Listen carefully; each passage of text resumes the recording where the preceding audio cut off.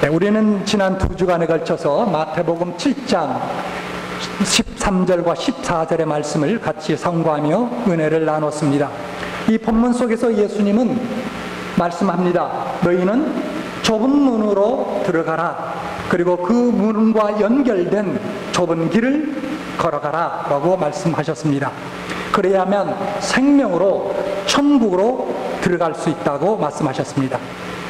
우리에게 이렇게 할 능력도 그리고 지혜도 없지만 하나님께서 먼저 우리에게 은혜와 믿음의 선물을 주셔서 좁은 길을 택하도록 하십니다. 사랑하는 여러분, 여러분들은 좁은 문 대신 예수 그리스도를 택하셨습니까? 예수님만이 유일무이한 구원의 문이 되심을 여러분 믿습니까? 믿으면 아멘 합시다. 네. 정말 믿으시면 다시 한번 큰 소리로 아멘 합시다. 아멘? 네. 그렇습니다. 우리의 능력이나 우리의 지혜나 우리의 어떤 노력에서 아니라 하나님께서 우리에게 은혜를 주시고 우리에게 믿음의 선물을 주셨기 때문에 죄악 속에서도 좁은 문 대신은 예수 그리스도를 우리가 택했던 것입니다. 자, 이제 중요한 것은 계속하여 우리는 그 좁은 길을 걸어가야 하는 것입니다. 누가 좁은 길을 걸어갑니까? 바로 좁은 문에 발을 들여놓는 사람이 걸어갑니다. 좁은 문에 발을 들여놓았다고 해서 그러면 모두가 다 그 좁은 길을 계속 걸어갑니까? 만약에 그렇다면 예수님께서 그 후의 말씀을 하실 필요가 없을 것입니다. 그냥 좁은 문으로 들어가, 그러면 걸어갈 거야, 좁은 길로 걸어갈 거야 라고 끝났을 것입니다. 그러나 주께서 분명히 말씀하셨습니다. 좁은 문으로 들어가라. 생명으로 인도하는 문은 좁지만은 넓은 문은 멸망으로 인도하는 길이다 라고 하면서 좁은 문으로 들어갈 것과 계속하여 좁은 길을 걸어갈 것을 우리에게 말씀하셨습니다. 우리는 계속하여 좁은 길을 걷기 위하여 그래서 겸손해야 됩니다. 사도 바울처럼 우리는 약한 것들 외에 자랑하는 것이 있어서는 안 됩니다. 내 배경, 내가 가진 돈, 내가 가진 권력, 내가 가진 세상의 그 어떤 것, 그런 것을 자랑하는 것이 아니라 오직 예수 그리스도만을 자랑하는 그러한 마음을 가지고 살아야만 하나님의 은혜가 계속해서 우리에게 주어지며 그리고 좁은 길을 걸어갈 수 있는 것입니다. 우리는 또한 하나님의 은혜를 계속 사모하며 의지해야 됩니다. 사도 바울이 고린도전서 15장 10절에 이렇게 말씀합니다. 그러나 나의 나된 것은 하나님의 은혜로 된 것이니. 여러분, 바울이라는 사람이 어떤 사람이었습니까? 복음의 말씀을 깨닫지 못하고 하나님의 말씀을 깨닫지 못하고 오히려 예수 그리스도를 대적하고 하나님을 믿는, 그리스도를 믿는 사람을 핍박하던 그런 사람이었지 않습니까? 그런데 그가 어떻게 인류 역사상 예수님 다음으로 가장, 제가 생각할 때는 가장 위대한 그런 하나님 나라 일꾼 되었습니까? 다른 것이 아니라 하나님의 은혜였다고 고백합니다. 마찬가지입니다. 우리가 예수 그리스도로 성장하며 좁은 길을 걸으며 하나님께 주신 사명을 감당할 수 있는 것은 우리가 하나님의 은혜를 힘입어 은혜를 사모하며 나갈 때 이루어질 줄로 믿습니다. 그래서 사랑하는 여러분, 하나님의 은혜를 충만히 받을 수 있도록 사모하며 기도하며 간구하는 여러분 될 수 있기를 바랍니다. 은혜가 쏟아지는 것이라면 어디든지 거기에 시간을 들이고 에너지를 들여서 찾는 여러분 될 수 있기를 바랍니다. 우리가 지난 몇 주 전에 보았죠? 하나님께 기도하라, 구하라, 문을 두드리라, 찾으라 라고 이야기했습니다. 저절로 은혜가 주어지는 것은 아닙니다. 우리가 준비돼야 돼요. 마음의 준비를 가져야 되죠. 노력해야 됩니다. 그럴 때 하나님의 은혜가 더 우리를 압도하는, 우리의 삶을 압도하는 그와 같은 역사가 일어나게 될 것입니다. 이제 우리가 천국을 향하여 좁은 길을 걸을 때 오늘 본문 말씀 속에서 예수님은 그 여정을 방해하는 자들이 있다라고 이야기합니다. 방해하는 자들이, 좁은 길을 걷고자 하는 우리를 방해하는 자들 분명히 있을 거라고 이야기합니다. 그런데 그 방해하는 자들이 어디에 있습니까? 세상에 널려 있습니까? 물론 세상에도 있지만 놀라운 사실은 우리 주 예수 그리스도께서 세운 교회 내에 있다는 사실. 오늘 말씀이 그렇습니다. 거짓 선지자, 이 사람들은 실제로는 본성적으로는 이리와 같은 존재들인데 어떻게 나타난다고요? 양의 모습으로 갖고 있어요. 양의 모습으로 변장해서 나타나는 사람이 순한 양처럼. 여러분, 세상에 그런 양들이 있으면 잡혀가죠. 그러나 교회에 그런 양들이 몰래 들어와서 노력한다라는 것입니다. 좁은 길을 벗어나 넓은 길을 가도록 잘못 유도하는 거짓 선지자, 오늘날로 말 같으면 거짓 목사, 거짓 교사, 거짓 선교사, 거짓 신학자, 이런 존재들이 교회 내에, 그리고 복음사역이라는 그러한 타이틀을 붙이고 나타난다라는 사실이에요. 이런 존재들이 우리가 천국을 향하여 걸어가는 철로 역경, 존 버넌이 쓴 책처럼 철로 역경의 길을 우리를 방해한다는 사실입니다. 하나님의 백성이 있는 곳마다 거짓 선자들이 존재하며 성도들을 미혹하고 실족해 할 것입니다. 여러분, 성경에 보면 그 같은 경고를 여러 곳에서 해주고 있는데 사도 바울이 대표적으로 그런 경고를 주고 있습니다. 여기 사도행전 20장 29절의 말씀에 보면 같이 한번 읽어봅시다. 시작. 내가 떠난 후에 흉악한 이리가 너희에게 들어와서 그 양떼를 아끼지 아니하며 또한 너희 중에서도 제자들을 끌어 자기를 쫓게 하려고 어그러진 말을 하는 사람들이 일어날 줄을 내가 안다. 아노니 분명하게 이야기했습니다.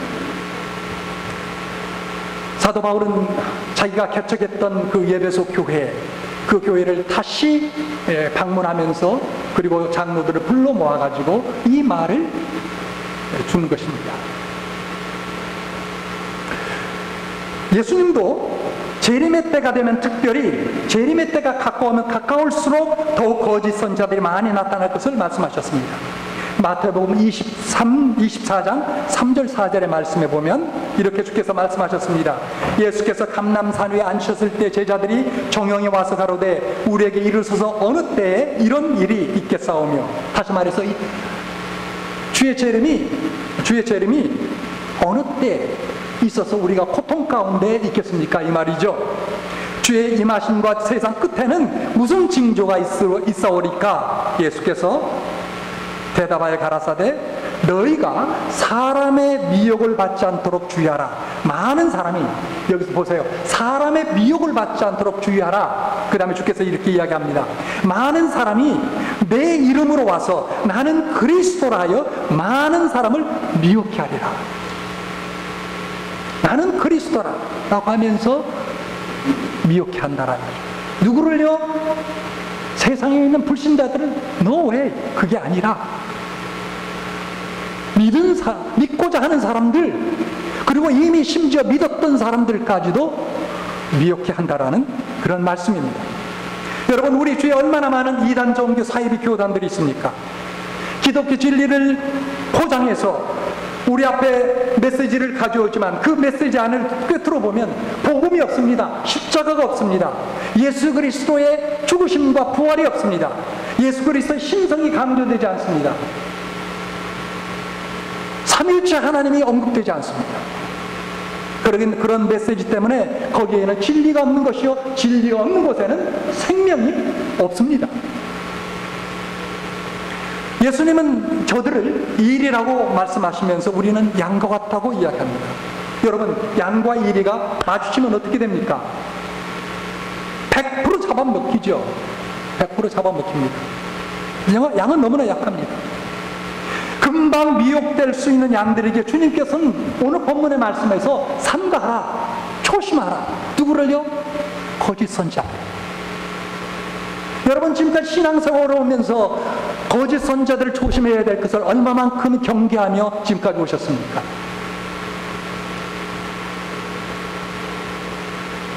우리는 약한 존재들이기 때문에 언제든지 미혹될 수 있다는 거예요.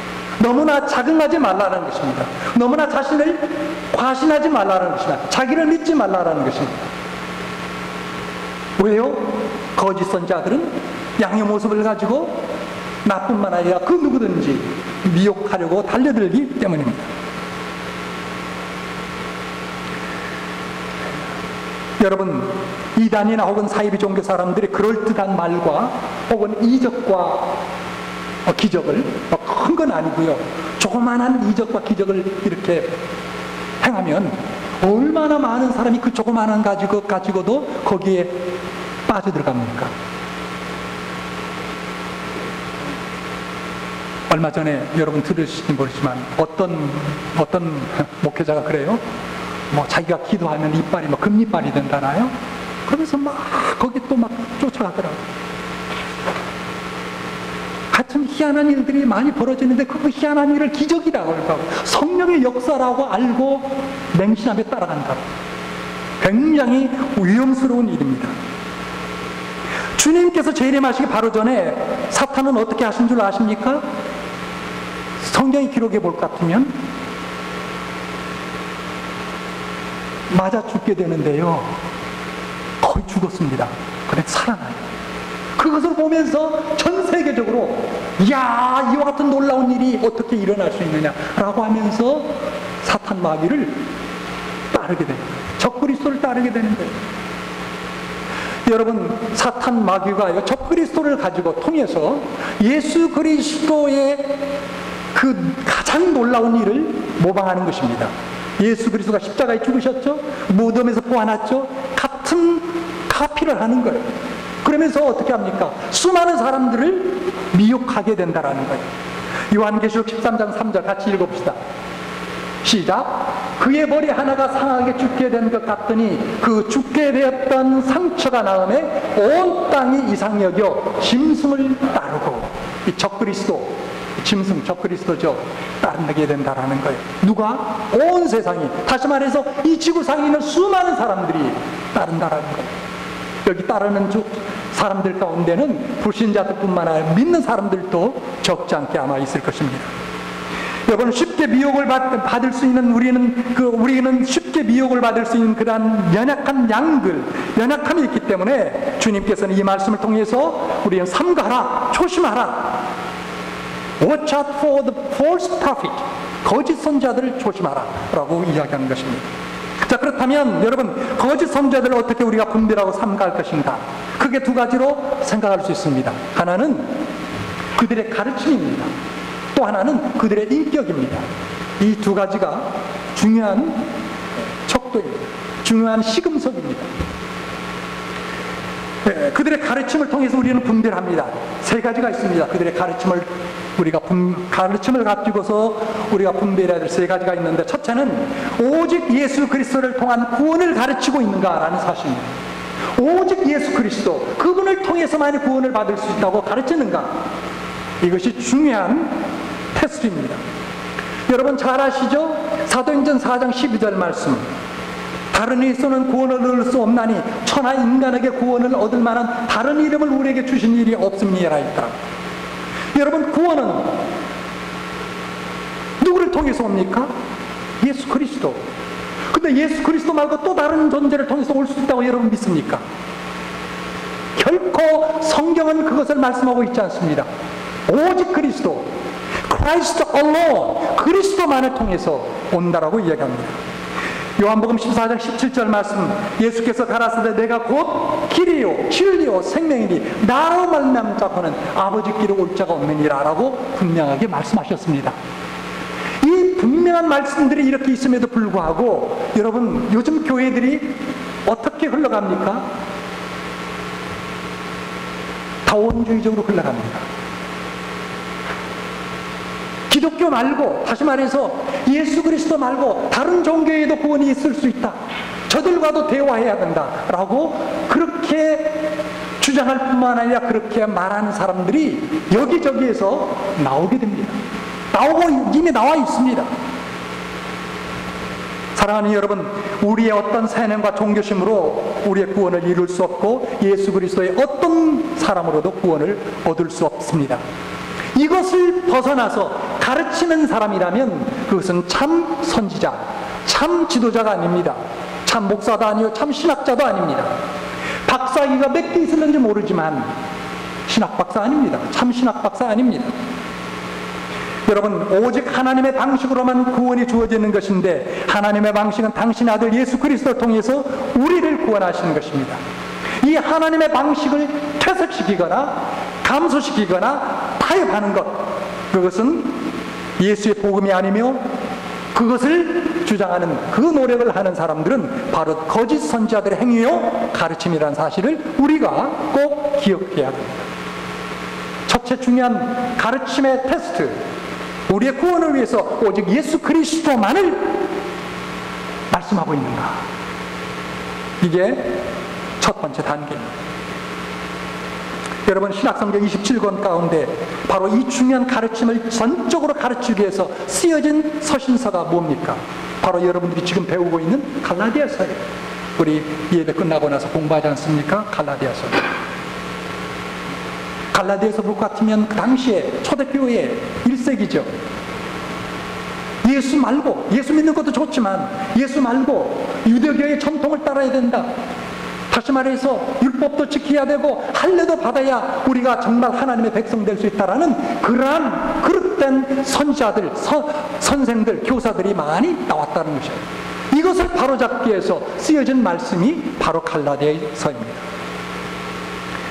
자, 가르침을 통해서 분별할 수 있는 두 번째 가르침이 있습니다. 그것은 뭐냐면 성경의 권위를 인정하는가라는 거예요. 이단과 사이비 종교의 공통점은 성경 외에 또 다른 경전이 있다라는 사실입니다. 성경을 가지고 하나님의 음성을 듣고 그것에 권위를 두지 않는 것은 여러분 분명히 거짓 선지자들의 행위입니다. 저들은 하나님의 말씀과 같은 자리에 그리고 같은 권위를 두는 또 다른 경전을 가지고 있습니다.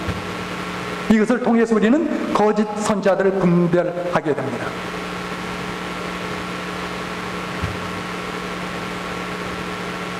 우리가 가진 성경 외에 또 다른 그 인간의 무엇을 같은 위치에 놓는다면 이것은 거짓 선지자, 거짓 교사, 거짓 지도자. 그런 면에서 보면 여러분, 제가 천주교를 전체적으로 구원이 없다고 말하지는 않습니다. 천주교인 가운데 하나님의 은혜로 구원받은 사람이 있을 수 있다고 저는 믿어요. 그러나 천주교에 완전히 뿌리 박고 있는 지도자들은 저는 구원이 없다고 믿습니다. 왜요? 거짓 교사, 거짓 선지자들이기 때문에. 왜 인간의 말을 성경과 동일한 권위에 두는가? 잘못된 거거든요. 잘못된 거거든요. 우리가 잘못된 것을 잘못이라고 지적함이 필요하고 중요할 줄 압니다. 천주교에서도 정말 하나님의 말씀을 사랑하고 그래서 깨달은 사람이 있을 수 있어요. 대표적인 사람이 저는 종교 개혁자 마틴 루터라고 봅니다. 그렇지 않습니까?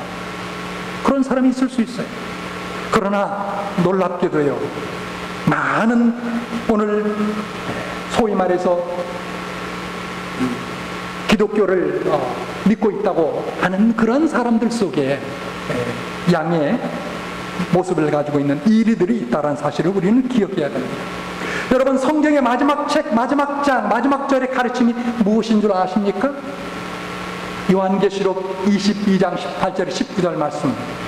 예, 여기 있으면 한번 띄워주시죠. 없나요? 예, 없어요. 오케이, 그러면 제가 읽겠습니다. 성경의 마지막 책, 마지막 장, 마지막 절의 가르침이 뭐냐면 여러분 들어보십시오. 요한계시록 22장 18절 19절 말씀입니다. 내가 이 책의 예언의 말씀을 듣는 각인에게 증가하노니 만일 누구든지 이것들 외에 더하면 하나님이 이 책에 기록된 재앙들을 그에게 더하실 것이요 만일 누구든지 이 책의 예언의 말씀에서 제하여 버리면 하나님이 이 책에서 기록된 생명나무와 및 거룩한 성의 참회함을 제하여 버리리라. 얼마나 놀라운 경고의 말씀입니까? 여러분, 이 말씀 아세요? 이 성경책 외에, 이 성경 말씀 외에 말씀을 추가하거나 혹은 말씀을 빼내면 요한계시록에 기록된 마지막 심판 때 모든 재앙을 저들에게 다 쏟아붓겠다라는 말씀이죠. 하나님께서 성경을 통해 주시는 말씀 외에 어떤 것도 빼거나 더할 수 없다는 것을 우리에게 분명하게 말씀해 주시는 것입니다. 성경에는 우리의 구원뿐만 아니라 우리의 영적 성장과 더불어 사역에 필요한 부여 충분 조건을 완벽하게 갖춘 말씀이 거기에 있는 줄 믿게 되는 여러분 될 수 있기를 바랍니다. 성경의 권위를 인정하는 사람이 참 선지자요, 이를 부인하는 사람이 거짓 선지자입니다. 거짓 선지자를 분별하는 시금성은 성경의 권위를 인정하는가, 여기에 두어야 될 것입니다. 마지막 세 번째, 은혜의 토대입니다. 하나님의 말씀은 모든 선한 것들이 하나님의 은혜로 말미암아 이루어진 것이라고 말씀합니다. 여러분 보세요. 하나님의 세상을 이처럼 사랑하사 독생자를 주셨으니, 이게 뭡니까? 이게 하나님의 은혜였어요. 온 세상이 죄인들로 가득 찬 이 세상 속에 하나님께서 그의 아들을, 독생자를 이 땅에 보내시다. 그게 뭡니까? 한마디로 말하면 그게 은혜예요. 뿐만 아니라 죄인이 성도가 돼서 하나님 앞에 서는 것, 하나님의 백성으로 서는 것, 그것도 은혜입니다. 오늘 또 하나님 앞에 나와 이렇게 함께 드리게 되는, 예배 드리게 되는 것, 그것도 하나님의 은혜입니다. 처음부터 마지막이 다 하나님의 은혜입니다. 어떤 분이 은혜, 영어로 하면 grace죠. grace를 이렇게 표현했습니다. 한번 보시죠. grace, 은혜란 뭔가? 알파벳 G-R-A-C-E인데 이렇게 표현했습니다. God's riches at Christ's expense. 이것을 번역한다면 그리스도의 희생으로 인해 우리가 받게 된 하나님의 부요함, 이게 은혜예요. 이게 하나님의 은혜예요. 예수 그리스도가 치렀던 그 대가, 그 희생의 대가로 말미암아 우리가 받게 되는 그 하나님의 측량할 수 없는 부요함을 누리게 되는 게 바로 하나님의 은혜입니다. 사랑하는 여러분, 이단과 사이비 종교인들을 잘 보십시오. 저들의 가르침 속에는 율법주의가 왕성합니다. 정죄하는 스피릿이 강합니다. 그러나 참된 하나님의 종들은 은혜에 서 있는 신학, 은혜에 서 있는 그런 메시지를 전하게 될 것입니다. 그래서 그 가르침 속에 예수 그리스도가 우리의 구원의 유일한 분이신지, 그리고 하나님의 말씀의 권위를 그대로 인정하는지, 그리고 더 나아가서 그 메시지에 하나님의 은혜가 있는지를 점검해 보십시오. 그러면 거짓 선지자인지 참 선지자인지 분별하게 될 것입니다. 두 번째 중요한 것은 삶을 통해서입니다. 예수님은 본문에서 삶의 열매를 보라고 말씀하십니다. 16절에서 처음 말씀하셨죠. 그의 열매로 그들을 알지니, 그리고 20절 마지막에 또 다시 주께서 반복하면서 이야기합니다. 이러므로, 결론적으로 또 이야기합니다.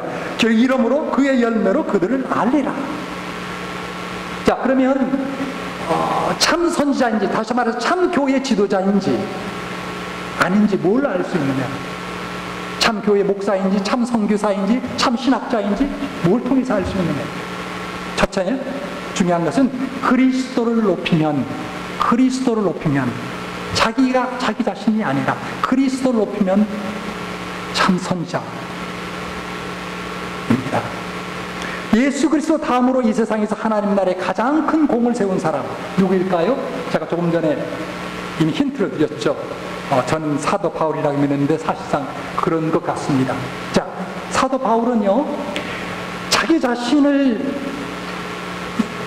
설명할 때, 다시 말해서 자기 자신을 소개할 때 뭐라고 이야기합니까?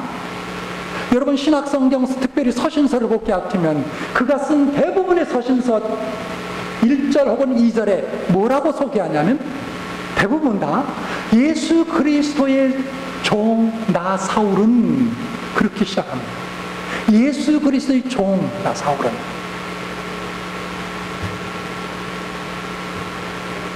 뿐만 아니라 고린도 후서 4장 5절에 이렇게 이야기합니다. 우리가 우리를 전파하는 것이 아니라 오직 그리스도 예수의 주되신 것과 또 예수를 위하여 우리가 너희의 종된 것을 전파함이라. 얼마나 쇼킹한 그런 고백입니까? 내가 예수 그리스도의 종뿐만 아니라, 이 말씀을 보면 그걸 이야기하죠. 내가 그리스도를 위하여 너희들의 종이다. 너희들의 종이다. 여러분, 그 말 믿어집니까? 예수 그리스도의 종될 뿐만 아니라 바울이 지금 선교하며 전도했던 그 성도들을 위한 성도들의 종이다라고 고백하고 있는 거예요. 참 선지자는 항상 그리스도 예수의 종된 것을 강조하지만 거짓 선지자는 그분을 높이는 것이 아니라 자기를 높이는 데 열중합니다. 여러분, 세례 요한은 아시죠? 세례 요한은 뭐라고 고백합니까? 그는 흥하여야 되겠고 나는 망하여야 되리라. 예수는 높아지고 나는 낮아지는, 그것이 바로 진짜 참 목자의 모습입니다. 그리스도를 높이는 것. 또 한 가지는 그리스도의 성품입니다. 그리스도의 성품이 있는가? 하나님께 세운 지도자는 반드시 예수 그리스도의 영을 받게 됩니다. 다시 말하면 성령을 받았다는 것이죠. 여러분, 성령을 받았다는 증거가 그렇다면 뭘 통해서 드러납니까? 성령을 받았다는 증거는 뭘 통해서 드러납니까? 입으로뿐만 아니라 정말 증거는요, 그들의 열매입니다. 삶을 통해서 주어진 열매죠. 그걸 성경은 갈라디아서 5장 22절 23절에 성령의 열매라고 이야기합니다. 이 구절에 볼 것 같으면 성령의 열매는 몇 가지로 표현되고 있습니까? 9가지입니다. 성령의 열매는 사랑과 희락과 화평과 오래 참음과 자비와 양성과 충성과 온유와 절제니. 이 9가지 열매들은 처음부터 마지막까지 성품의 열매를 뜻합니다. 여러분, 물론 교회 지도자도 완벽한 사람에게 아니기 때문에 그러한 성품에 완벽하게 보이지는 않을 것입니다. 그러나 그러한 성품의 방향만큼은 확실하게 보여야 됩니다. 그렇지 않으면 거짓 선지자일 가능성이 많습니다. 무슨 이야기냐면, 교회 지도자 된 분이 내가 어떻게 더 그리스도를 닮아 사랑해야 되는가, 어떻게 내가 더 겸손해야 되는가, 어떻게 내가 온유해야 되는가, 어떻게 내가 오래 참아야 되는가, 이것을 가지고 씨름하고 몸부림하는 그런 사람이라면 아직 그러한 성품면에서 부족한다 할지라도 방향만큼은 뚜렷하잖아요. 그러면 참 목자, 참 선지자가 있을 수 있다는 거죠. 그러나 그 방향 자체가 전혀 없고, 아까 좀 전에 말씀드린 그리스도보다 자기를 높이는 데 열중하고, 그렇다면 아니다라는 사실입니다. 또 하나 중요한 것은 그리스도의 사랑입니다. 그리스도의 사랑, 그리스도에 대한 사랑이 그의 마음속에 있는가? 예수님께서 부활하신 후 이 세상을 떠나기 전에 사랑하는 제자들과 마지막 식사를 하시면서 그 중에 수제자 베드로를 세워 질문하셨습니다. 뭡니까? 하여나 시몬아, 내가 나를 사랑하느냐? 누구에게 얘기합니까? 이 질문을 던집니까? 결정적인 순간에 예수를 부인하고 실족했던 베드로에게 이 질문을 합니다. 이 질문을 통해서 그의 고백을 듣고 난 다음에 그를 다시 회복시키십니다. 그러면서 내가 나를 사랑하느냐? 주여, 주께서 내가 주님을 사랑한 줄 주께서 아시나이다 라고 고백했을 때 주님께서 당부합니다. 그러면 나의 양을 쳐라, 나의 양을 먹여라 라고 이야기합니다. 완벽하지 못한 지도자였지만 그 지도자에게 반드시 보여야 되는 것이라면 그리스도를 향한 사랑이 과연 있느냐라는 것입니다. 그리고 더 나아가서 그리스도의 사랑이 있을 뿐만 아니라 그 사랑 때문에 양들을 사랑하고 양들을 먹이기 위해서 충성을 다하는가, 그것을 봐야 되는 것입니다.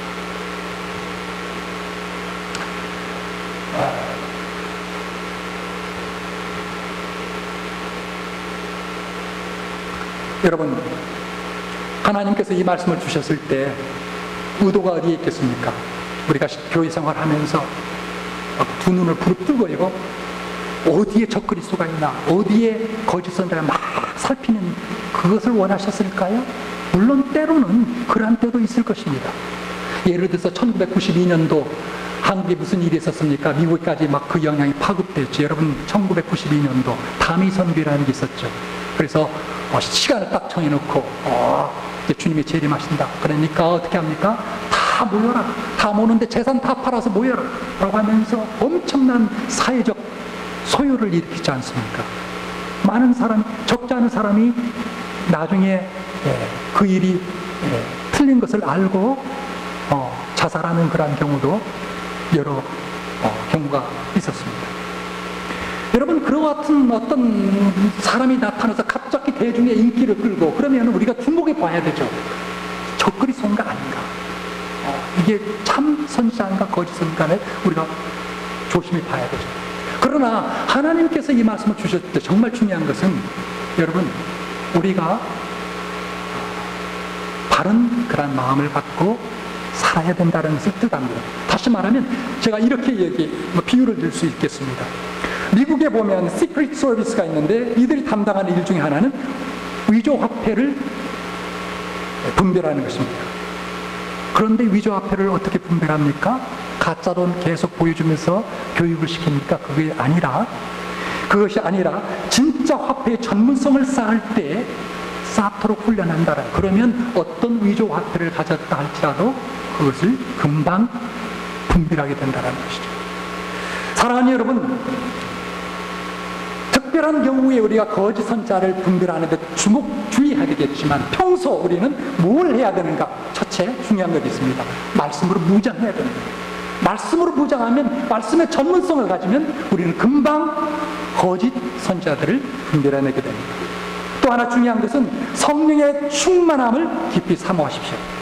성령은 여러분 진리의 영이라고 성경은 이야기합니다. 진리의 영 성령께서 우리를 도우십니다. 그래서 구별하게 하십니다. 또 하나 중요한 것은 교회를 통해서 보호를 받으십시오. 교회를 통해서 보호를 받으십시오. 왜냐하면 교회는 주님께서 세우신 공동체이기 때문입니다. 주께서 말씀하셨습니다. 이 반석에 내 교회를 세우리니 음부의 권세가 이기지 못하리라. 다시 말해서 교회 안에서 철저한 신앙생활을 하면 사탄 마귀가 쉽게 덤보지 못한다는 것입니다. 그러나 교회를 다니지만 적당히 성전 마당들만 들락날락 하는 그런 신앙이라면 여러분 위험하다는 것이죠. 사탄 마귀가 세상을 흔들어 놓고 공중권세 잡은 자로서 많은 사람을 미혹하겠지만 여러분, 교회를 통해서 내가 보호를 받는다라고 생각하며 나가면 여러분, 사탄 마귀가 절대로 건드릴 수 없을 것입니다. 우리 사랑과 진리의 교회 모든 성도들은 이제 말씀의 무장과 성령의 충만함을 더욱더 받기를 여러분 간절히 축원드립니다. 교회를 통해 보호를 받아 주님이 오실 때까지 주신 사명을 담당하는 귀한 믿음의 사람들이 될 수 있기를 주의 이름으로 축원합니다.